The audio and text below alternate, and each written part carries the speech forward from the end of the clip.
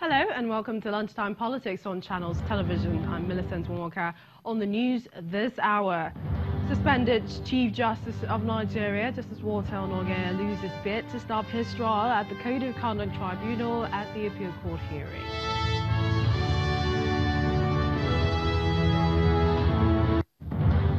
Nigeria's former president, Olusegun Obasanjo, passes tacit vote of confidence in Atiku, says Atiku not a saint, but is better than President Buhari.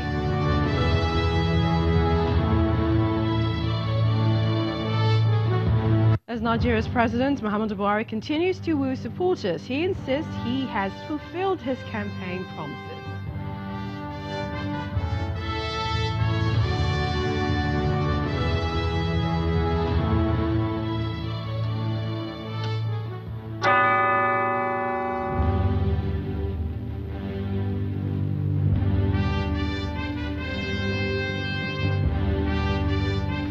Everyone to Lunchtime Politics. Now, attempts by the suspended CJN Justice Walter Onnoghen to stop his trial at the Code of Conduct Tribunal for alleged non-declaration of assets suffered a setback at the Court of Appeal yesterday. Now, the court did not only dismiss the suit seeking a stay of proceedings on the trial, but also ruled that there was no special circumstances under which the prayer of the justice could be granted in the appeal. Our correspondent Kayla Magua reports. It was a very slow morning at the appellate courthouse in the nation's capital. Talk of the two-day Nigerian Bar Association boycott was making the rounds, and some lawyers here say despite their loyalty to the NBA, they have a commitment to their clients. And when the registry of the appeal court asks you to appear for a hearing, you have to comply. We have respect for the Court of Appeal, and we felt that this matter is a matter of national interest, and then we should at least obey the Court of Appeal to be here and, get the ruling of the Court of Appeal. When the appellate court gives a date and you don't come for it, sometimes you might not get date for the next 3 years. So that is why some of us decided to come to. At the trial level, we have some other cases that we didn't even attend to. At some point, one of the registrars announces that the case will commence at noon. And at 19 past noon, the judges, counsels for the appellant and respondents, had settled into the business in hand.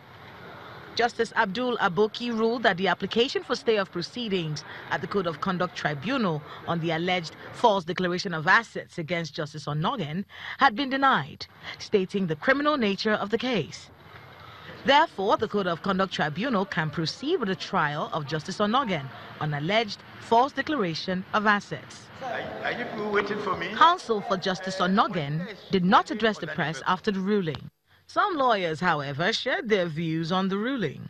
As it relates to criminal proceedings, according to Section 306 of the Administration Criminal Justice Act, that issues of stay of proceedings and issues of sort injunctions are not entertained.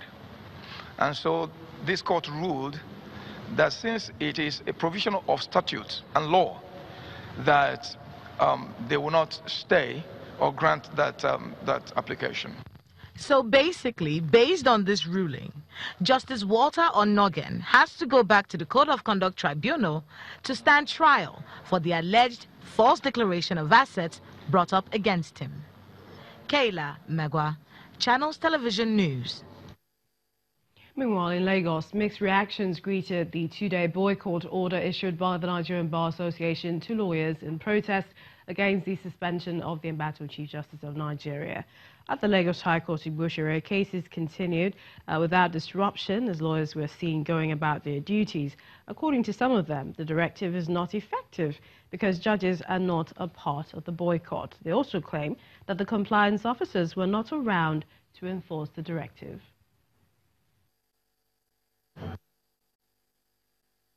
It's day 2 of the lawyers' boycott of the courtroom, a directive by the Nigerian Bar Association. We're at this time at Buharis High Court, and I've gone through a few courts, and I've seen that some courts are sitting while some are not. Some others say they are going to sit later on in the day. I spoke to a few lawyers who I met at the court, and they say that some of the reasons why they are in court is because of the fact, for basically 3 reasons. One is the fact that the judges are sitting. They say that the judges are not a part of this boycott, making it difficult for them to stay away from courts because the judges are sitting. Another reason is also the fact that they are being paid by their clients. They say that their clients are their employers, so they have to do the job they are being paid for. Another reason, which a lawyer told me, is the fact that he said the day 1 of this boycott was not as effective as he thought it would be, so he couldn't sit at home and just hope that day 2 will be effective, since day 1 was not effective. So we have to wait to see how effective in general this whole boycott of courtrooms by lawyers will be. Elsewhere, former President Olusegun Obasanjo hit again at the President, Muhammadu Buhari. He says his former Vice President, Atiku Abubakar, is not a saint, but he's better than the incumbent president. Well, the former president was speaking when he addressed members of the Lagos Island Club on the need to vote in the PDP presidential candidate, Alhaji Atiku Abubakar, in the 2019 polls. Vice President Atiku Abubakar, whatever you might have done against me in the past, you are totally forgiven. That is the instruction of God. Atiku never claimed to be a saint. Have you ever claimed to be a saint?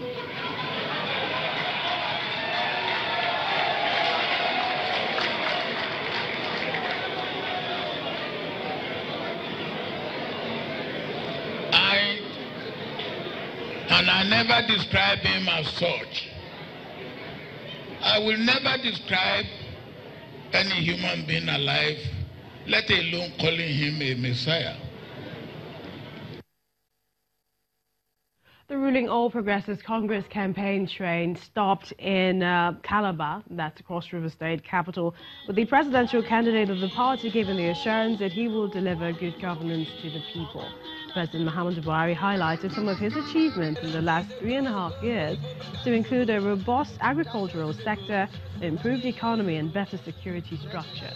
The president stated that all of the promises of the party in the 2015 campaign exercise are being fulfilled and will be maintained to create an enabling environment for Nigeria to grow and be listed among the Committee of Nations. I assure you that the promise we made in 2015, we made substantial progress in security, in economy, and in fighting corruption. The people of Northeast, that is Yobe, Borno, Bauchi, Adamawa, Gombe, and Taraba know best. They are the ones that know that this government has done its best and brought security. On the economy, we are very lucky.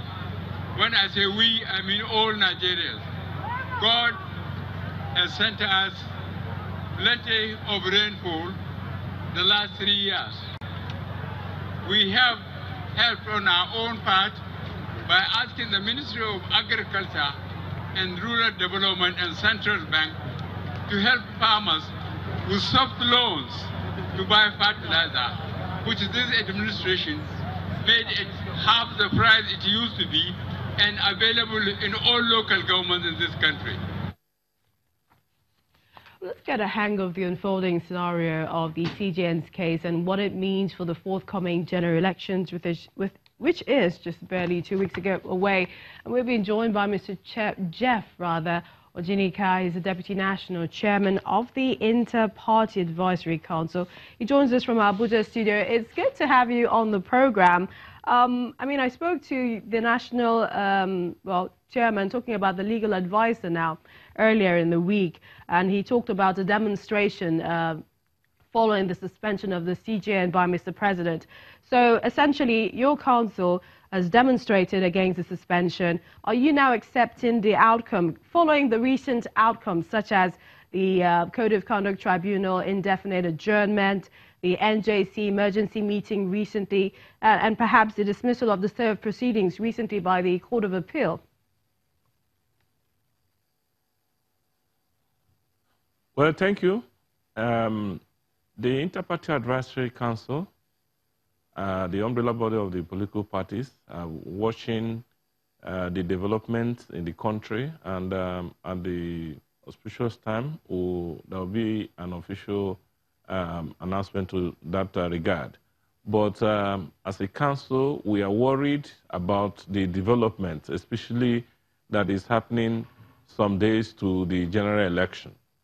We have a lot of apprehensions, a lot of fear, a lot of anxiety in the air from the first day that the president refused to assent to the electoral bill that would have, so to say, guaranteed free and fair election. For the president not to sign that bill set a lot of apprehension. In fact, we have never been relaxed that that bill was refused assent on just on the subterfuge that the time was not it was not timely, that it was getting late, when in the last 4 years the then president Goodluck Jonathan signed the electoral bill 48 hours to the election. So the reason the president gave us was not satisfactory enough. Indeed, but isn't that water under the bridge? As if that was not enough, this issue of the Chief Justice of the Federation came up again at the time that we're almost nearing election. And everybody is very much aware about the role that the judiciary will play in terms of the election. Even our party primaries, the Interparty, Intraparty, and the main election are subject to judicial review. And we know that the CJN the judiciary has to play a very prominent role in the judicial review of this whole entire Mr. Ojinika, tell us, do you think there is a lacuna? Because we already have an acting CJN who has been sworn in. So what is the apprehension about, really? The apprehension is that the president has intimidated the judiciary. The president has, so to say, exceeded his bounds. The president, under our constitution, doesn't have powers to suspend the CJN. The president doesn't have powers to appoint an acting CJN without the recommendation of the National Judicial Council. So all this the president has done, for us now, it has set a lot of apprehension in the sense that he has really intimidated the judiciary. Take it or leave it. Whether the acting CJN is there or a new person comes in, the action of the president has, in a very great way, helped to intimidate the judiciary. The judges will now be apprehensive because the manner and way these charges came up against the current CJN, because he's still a CJN until he's removed in line with the provisions of the law. Gets a lot of person to worry in terms of the. Let's ask you. Let's quickly ask you. We just have just a few minutes. The dismissal of the served proceedings by the Court of Appeal do you think that perhaps that endorses Mr. President's decision to suspending the CJN in the person of Mr. Walter Onoge?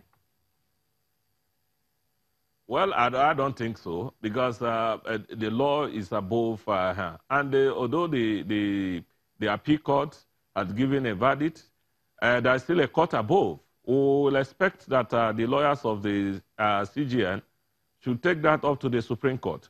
But having said that, I'm not a legal expert. We are only monitoring the situation from the political perspective. And from all we can see, everything seemed to be politicized right away from the manner the petition was filed, the rate at which the arraignment was to be done, and the speed was something that baffled everybody. And today, we see that action of Mr. President in suspending the CGN as highly political. We'd like to thank He you. wants to use it to intimidate the judiciary, and then the political parties, especially the ones in opposition, about 67 of them, wrote and opposing that presidential action. We certainly will be talking to you in the future. We'd definitely like to thank you, IPAC, and that's Interparty Advisory Council, IPAC, Deputy National Chairman Jeff Oginika, for joining us on the program. We'll take a break now. When we return, we'll be talking to another person, Idiot Hassan. She is the director for the Center for Democracy and Development. Still more on the political atmosphere in the build-up to the elections. Please join us again.